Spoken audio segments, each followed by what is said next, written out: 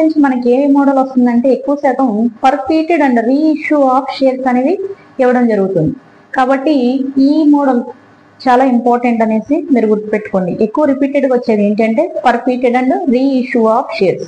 ఇక్కడ మనం first పర్పీటెడ్ shares గురించి చెప్పి నెక్స్ట్ క్లాస్లో రీఇష్యూ గురించి చెప్దాం.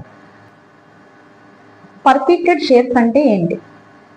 పర్పీటెడ్ షేర్స్ అంటే ఒక షేర్ హోల్డర్ తను పే చేయాల్సిన అమౌంట్, అంటే షేర్స్ అమౌంట్ అనేవి కొనుక్కున్నాడు, ఆ అమౌంట్ అనేది కట్టాల్సి ఉంది. ఆ అమౌంట్ కట్టడంలో ఫెయిల్ అయితే గనక అక్కడ ఆ షేర్స్ అమౌంట్ అనేది రాలేదు కాబట్టి కంపెనీ అతనికి ఏంటి అంటే గనక నోటీస్ అనేది పంపిస్తారు.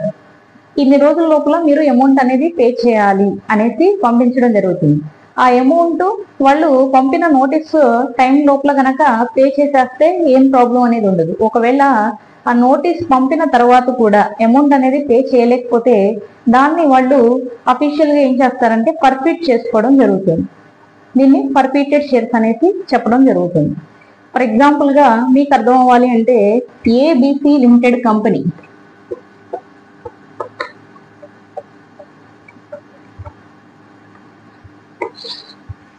ఈ కంపెనీలో పి అనే పర్సన్ ఒక 100 షేర్స్